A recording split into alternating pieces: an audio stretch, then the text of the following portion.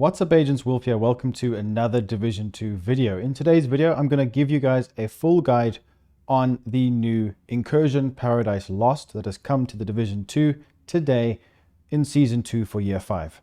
This is going to be an in-depth guide, and I'm going to be honest, it's not going to take too long because it's not that difficult. I feel like some of the mechanics have been regurgitated from the previous content, like the raid. We've got Buddy and Lucy and Boomer.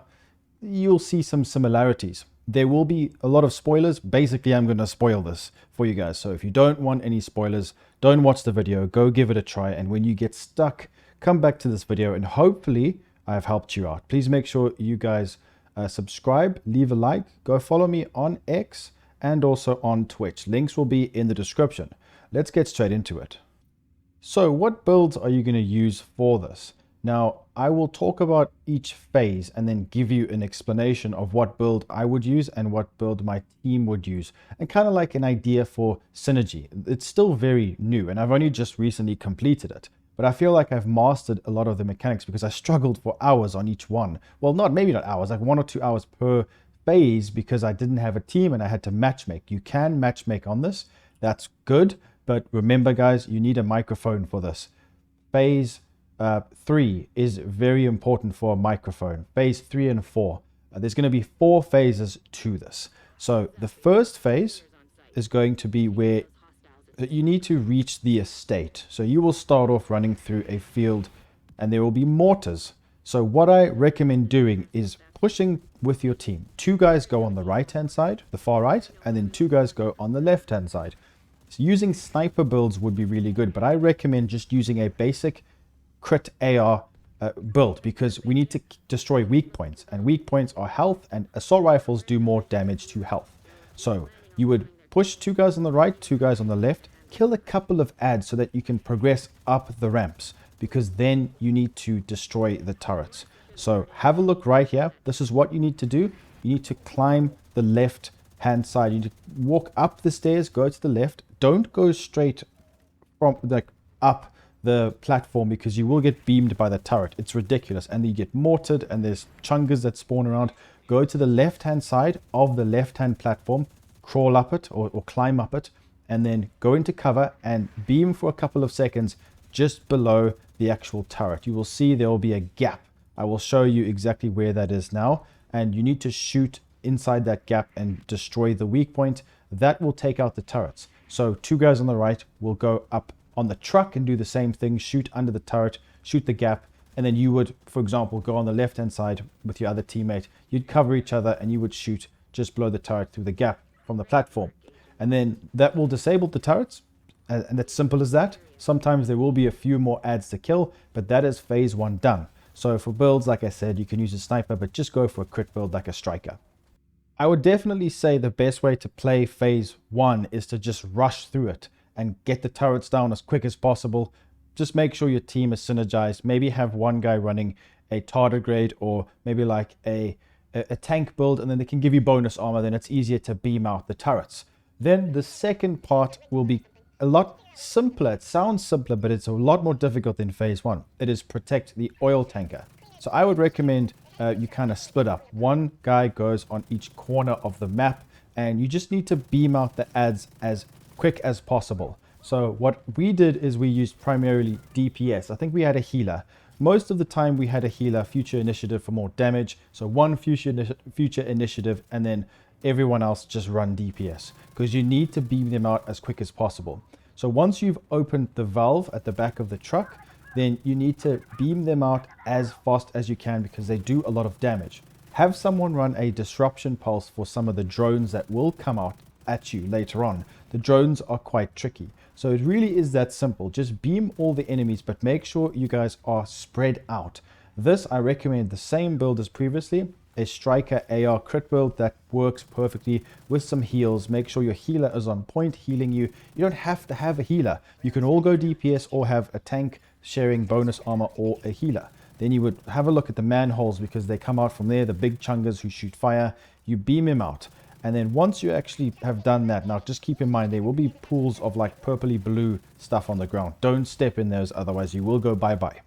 So once you've cleared a couple of waves, you need a little bit of a slither left of the health of the tanker, because there will be a boss. A boss will randomly come out the door. So Moss will jump out at you, another chunga, when you actually finish it. So when you protect the truck or you kill the last enemy, what's going to happen is it's going to say enter the estate, open the gate. Now you have a timer on this. It will automatically open and the chunga will shoot the tanker. So make sure you kill him as fast as possible. This is raw DPS. You cannot block him because there's blue or purple stuff on the floor. I don't know if that's every server, but you need to beam him as fast as possible. Shoot his weak points. That's why assault rifles are so good. When you hit yellow markers, that means you're hitting health. That's damage. That is health damage, and that is you hitting his weak points, making him explode. That's it for phase 2. It is that simple. Phase 3 is where it gets really tricky, and you need microphones. You'll progress through. I'm not going to talk about where all the hidden items are. That could be a separate video. I'm not too interested in some of the voice recordings. Just check around because there will be a couple of little things you guys can pick up. Secret doors, getting keys. That's for you to find. This is more of a guide on how to do this. The third phase is quite simple, but it requires quite a bit of damage and you need to do it in a certain amount of time. So it says find and save the survivors, gather near the gate. So it's a golden gate. Now make sure your microphones are on. I really do recommend with this, you need to have some protection from elites. Grab some protection from elites on your build, and I wouldn't really worry about going for more tanky builds. Rather go for DPS with a bit of protection from elites and maybe like not more than 1.1 million armor, and have a healer, a future initiative healer. I recommend it. Make sure you guys use a healer because the healer is going to need to heal the whole team whilst you're trying to avoid the boss, because this third phase is tricky and you need to understand how it works. What I would recommend doing as well is after I've explained it here, it's going to be difficult for me to explain, but you'll be able to watch the gameplay and you'll see how I've done it. So you can do this really efficiently. Now I think the record on PC is like 5 minutes to do this incursion. It sounds like cheating to me, but who knows? Maybe there's a certain way or where you can glitch through the door. So you need to search the bar.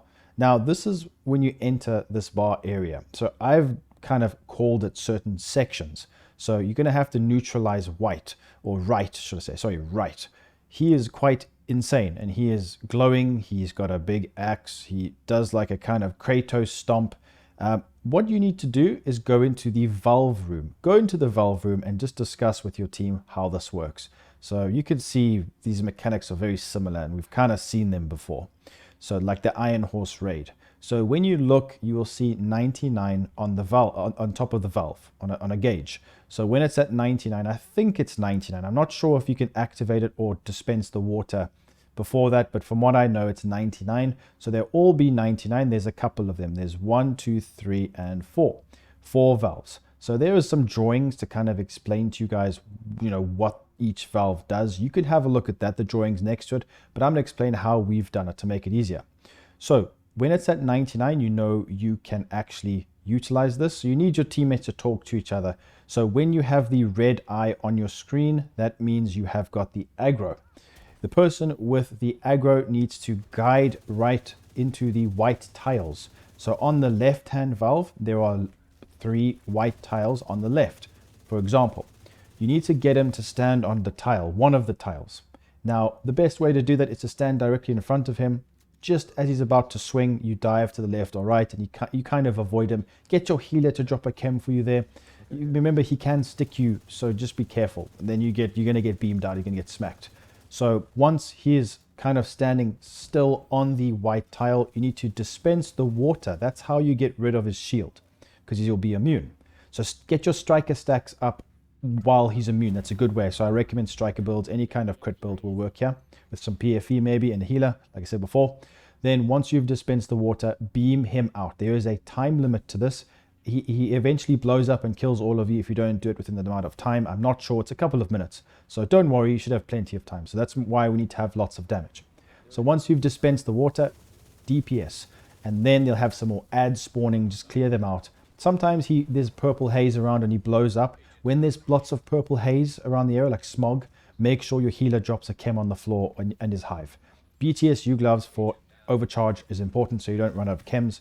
That will help you survive that initial phase of that, like the purple smoke.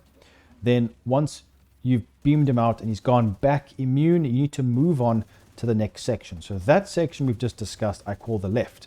Then we move on to the central sections. So center top, then stage, which is center bottom.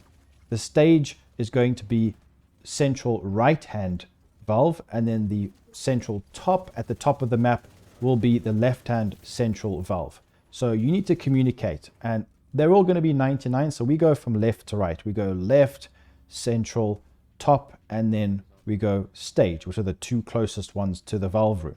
Then we go to the right, then we go back to left. Sometimes it gets confusing, and sometimes maybe someone pushes the wrong one. That's why you need someone in the valve room who doesn't have aggro to actually say, right hand side, we've got 99 pressure, go to the right. Then the guy with the aggro will lure the boss there, stand on the tile, you dispense the water, and you beam him out. It is that simple. Hopefully this is a good explanation. So I will repeat that. So the left hand side, the three tiles, there's pictures next to the valves, is going to have the three tiles, and then the valve on the left hand side for the tiles on the left. The left hand middle is going to be the central top tiles. Then the right hand middle is going to be the stage or the central bottom tiles. Then the right hand will be the right hand tiles. Once you've done all of this, it's pretty quick to beam the boss out as long as you've got good damage. Like I said before, eventually he will kill all of you no matter what. I think there's like a timer. I could be mistaken, guys. Remember, I've only done this for a couple of hours, so I'm hoping I'm giving you the right information. If I find out anything more, which I'm sure we will, I will update this video. So that is pretty much it, how you neutralize white. Let me know in the comments down below if you have any additional information to help out. So the final part, the fourth area, is going to be probably the most difficult, and it actually can be done really quickly once you get used to it. I actually got an eagle bearer, which I shared with one of my teammates. Shout out to my team. We worked really well together. It's so nice when you have a synergized team. So with this area, I think having good builds is more important. Now, the new Cavalier gear set is going to be perfect for mitigating skill damage and giving your team more status effects. So I recommend having a Cavalier on the team. We had a healer. We basically went through this whole thing with a healer and DPS, 3 DPS and a healer. That was it. So this one, I recommend a Cavalier if you're on console, 1 healer and then maybe 2 DPS, maybe a tank as well. But the thing is, the method that I'm going to give you guys now, I recommend having a healer and 3 DPS. It's up to you. You can kind of, it depends on the playstyle of the team that you're in. So for me, I'm going to show you guys a very quick way of doing this. If you can do it, if you can synergize properly with your team, you can do this in about 2 to 3 minutes. It's like I said, it can be easy, but it can be really frustrating and difficult. Now, don't get excited when you kill the first boss, because there are 2 bosses here, because the second boss with all the ads can be very overwhelming, and it took us a while just to finish it off. So this is going to be securing the landing area, neutralize the lovebirds. So we've got Martinez and Johnson. So there's 2 things you guys need to know here. Now, I'm not 100% sure exactly how the mechanics or the triggering of these 2 bosses are, but all I know is that when you look at both of them, there's going to be a big one and there's going to be a kind of like a smaller one, a skinnier one. So I believe the male one is the skinnier one. So and his name is Johnson. So Johnson is the skinny one, then Martinez is the bigger one. So this is what I recommend doing. This is what we found, is that when you actually see both of them, when you start this engagement, what you want to do is you want to just shoot it, split up. Whoever has the red eye needs to go on one side of the map. If someone else has got the green eye, take a teammate and go on the other side. So it's 2 teammates across from each other. You will see in the gameplay how we did it. Focus Johnson. Johnson, if this is kind of like Buddy and Lucy. If you kill both of them similar amounts, but that's the thing, Buddy and Lucy, this is like kind of like an opposite. So Buddy and Lucy, you need to keep them together in health. These guys, it's the opposite. If you keep them together, the Johnson will heal Martinez and they will heal each other, and you cannot do anything. They'll be in a dome. This is how I recommend doing it. It's a very good way of doing it. What you want to do is focus Johnson initially, the skinny guy. Focus him, and then this is what happens. There is a little drone. It is very annoying. They will actually call out for what the drone does. So listen in to what they are saying. Listen to your team and listen to what the drone is saying. So you need to kill Johnson first. That is the goal here. But there will be immunity sections. So if the drone is on one of them, they will be immune to damage. So if Johnson's free, beam Johnson. But the whole point is to kill the drone. So when you beam Johnson, The Martinez will send her drone over to Johnson. You'll see a green line appear. Then you guys need to beam out that drone. They will call it out. They'll tell you that they're doing it. I need some help over here. And then the drone comes. If you guys can kill the drone on the first take, then you can actually kill Johnson within the next like 30 seconds. So once you kill the drone, they will go up the steps to the top.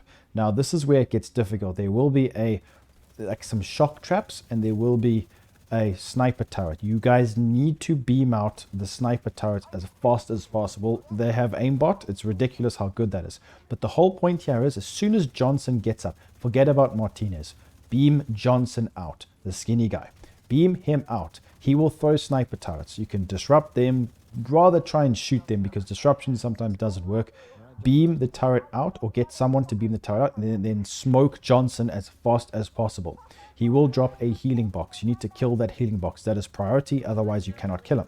Once the healing box is down, then you will focus Johnson and then get rid of Johnson. If you just fail to get him and he's got no armor, you can kill him, as the normal phasing. While the turret's on Martinez, you can shoot Johnson, because they alternate the turret between the two of them. That's the whole point. That's how you kill the turret. If one's got the turret, shoot the other one. They'll send it to them to heal them or to protect them. So it's quite simple how it works. So once you've killed Johnson, hopefully you've killed him immediately.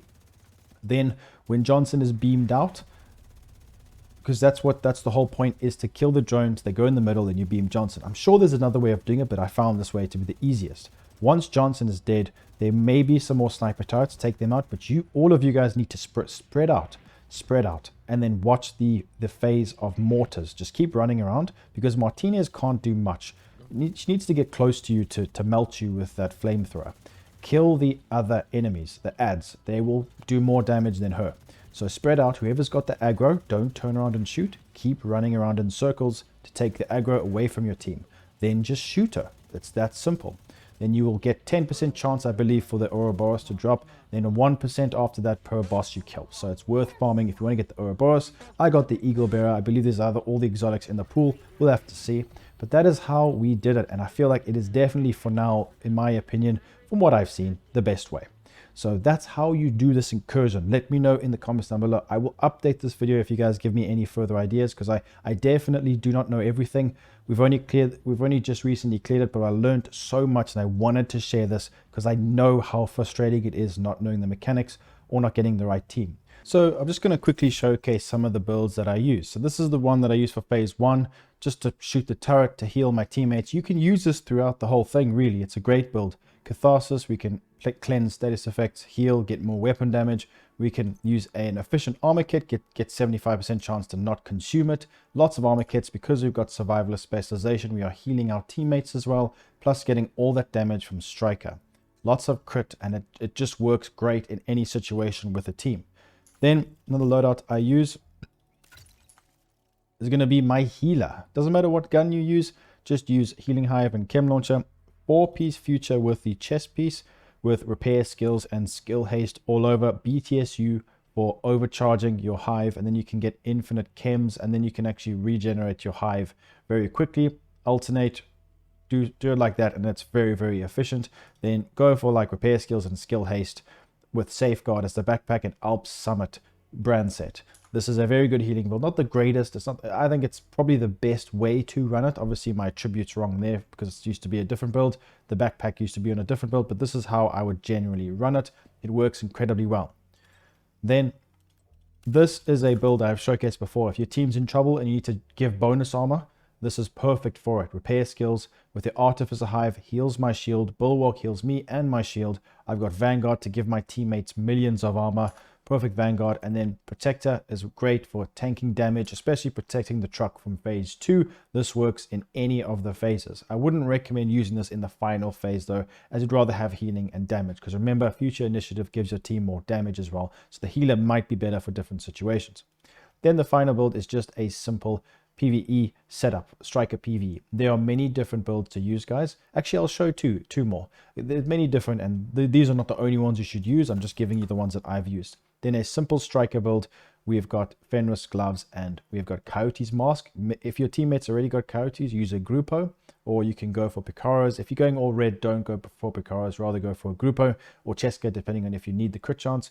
Then you can use any kind of exotic you would like the St. Elmo's Engine, or FAMAS with fast hands, which works really, really good.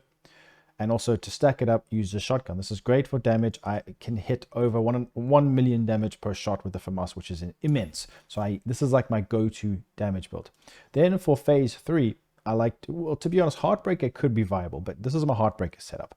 But for phase 3, I think PFE is going to be good. This is a protection from elites build. Catharsis mask, improvised pieces here. We've got crit damage and crit chance with protection from elites mods on every single piece. Try get 13% with Fenris, Cheska, and we've got Spotter, which is great with the Kingbreaker, loads of damage. We can put maybe Vigilance here, but Adrenaline Rush is nice to just tank a bit more. This is a great setup, just protection from elites in general. You can use Survivalist for more. It's going to help you in that section. That's it for the builds. It doesn't matter, to be honest, it's not that tricky once you know the mechanics. You can pretty much use anything as long as you've got some sort of healing or bonus armor for your team, you'll have no problem. So if you guys need some help, I will be streaming this, and we will definitely be giving some runs to you guys if you want to join. So click the link in the description to follow me on Twitch. But that's it for the video. Hopefully you guys did enjoy it. Make sure to leave a like, subscribe, and I'll see you very soon in the next one. Peace out.